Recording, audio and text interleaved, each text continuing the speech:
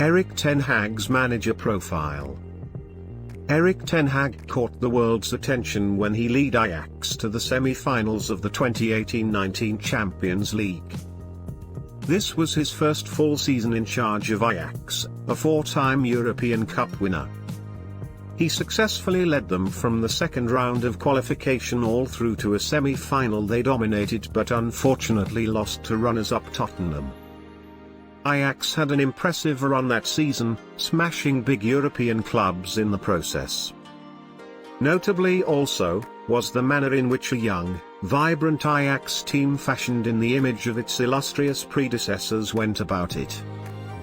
Erik ten Hag built his team around a core of young Dutch talent including Matthijs de Ligt, Frenkie de Jong and Donny van de Beek, and complemented it with the attacking flair of Hakim Ziyech, Dusan Tadic, and David Neres. This young team was decisive in the away wins against Real Madrid and Juventus in the knockout stages. Erik ten Hag and his young Ajax team caught Europe's attention and stature in Champions League football. Ten Hag took on his first managerial role, at Go Ahead Eagles, then in the Dutch second division, as recently as 2012-13. A two-year spell at Bayern Munich too followed, before a return to the Netherlands with Utrecht. After leading them to 5th and 4th in the Eredivisie in his two full seasons, Ten Hag was appointed to succeed Marcel Keizer at Ajax in December 2017. He achieved league and cup doubles in two of his first three full seasons with the Dutch Giants, deprived of a league hat-trick only by the Covid-forced cancellation of the 2019-20 season. It is perhaps no surprise, then, that his name has been linked with a move to the Premier League. Manchester United is one club with which he has been linked in particular. Playing style. During his time with Utrecht, Ten Hag sometimes used a back three but most often preferred a 4-4-2 diamond or 4-3-3 formations. His front line was led by Sebastian Haller, with whom he was later reunited at Ajax. Haller was often supported by either Nathaire Barazit or Bart Romselaar in the number 10 role. Ruud Boymans, Patrick Houston or later Richero Živković assumed a second forward position. When Barazit took up the number 10 position, Romselaar often dropped to the right side of the midfield diamond. The use of this midfield diamond meant that attacking width and crosses were most commonly supplied by the full-backs. Inside, Ten Hag's structure allowed for multiple rotations. The single pivot at the base of the diamond often dropped into the back line, below. This helped with the build-up, but also encouraged the full-backs to push even further forward.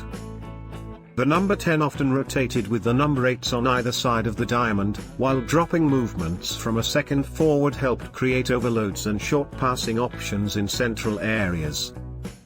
When Ten Hag set his team up in a 4-3-3 shape, the central forward in that front three made similar dropping movements into what was in effect a number 10 position. The wider forwards then moved inside in the attacking phase. As a result, the team's 4-3-3 and 4-4-2 diamond formations were actually very similar in design. In the 2015-16 season, Utrecht ranked second in the Eredivisie for progressive passes. Ten Hag's desire to have multiple options at 10, using rotations and movement to create passing options between the lines, was key to this. It has been a central theme throughout his coaching career. Ajax set up under Erik ten Hag. Having taken the Ajax job in December 2017, Ten Hag ultimately converted the team's existing 4-3-3 into the 4-2-3-1 shape that worked so well in their explosive 2018-19 season. The double pivot of Lasse Schöne and Frenkie de Jong sat in front of the back four, but also supplied the fluid attacking quartet ahead of them. Former Southampton attacker Dusan Tadic was most regularly used as the central forward in that remarkable Champions League run. Ziyech, Van de Beek and Neres then formed the line of three behind him. Domestically, Tadic often operated from the left, with either Kasper Dolberg or Klaas-Jan Huntelaar starting as the 9. On the right, Ziyech looked to cut back inside on his stronger left foot and shoot, cross or connect with the team's central attackers. Right back ManUtd provided delayed attacking support while still offering a link to the back line or double pivot. On the left, either Neres or Tadic moved inside much earlier, with the latter often operating more as a second centre-forward when he started there. This created significant room for left-back Nicolas Tagliafico to overlap, above, and provide crosses from deep positions. Here, the double pivot helped cover underneath Tagliafico's advances. One of them could drop into the backline to support centre-backs Matthijs de Ligt and Daley Blind when required. As the number 10, Van der Beek moved intelligently between the lines, but he was most effective from the right inside channel. His movements to this side complemented the width provided by Ziyech, while also creating room for Tadic to exploit when coming in from the left or for the central striker to drop into. As with his Utrecht team, Ten Hag's Ajax built their attacking play on constant rotations. How Ten Hag's consistency paid off. Many of those who starred in the 2018-19 Ajax team have since departed, but Ten Hag has adapted and rebuilt his team. He has reverted to a 4-3-3 shape and been reunited with Ale, a January 2021 arrival from West Ham, who has slotted into the centre-forward position he previously inhabited at Utrecht.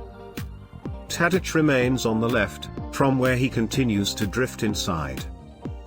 Here he is supported by Blind, another survivor from the Champions League semi-finalists, who has moved to left-back.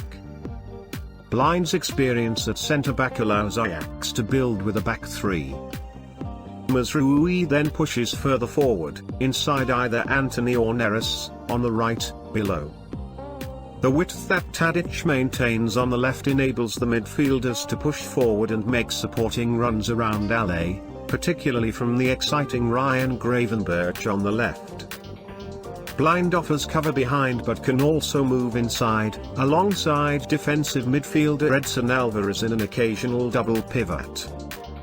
The ultimate goal is always the same, however, to use rotations to create central overloads and passing lanes that enable Ten Hag's side to attack the spaces between the lines. Thanks for watching. Kindly subscribe to this channel for more content. Do like, share and hit the notification bell for all update. See you in the next one.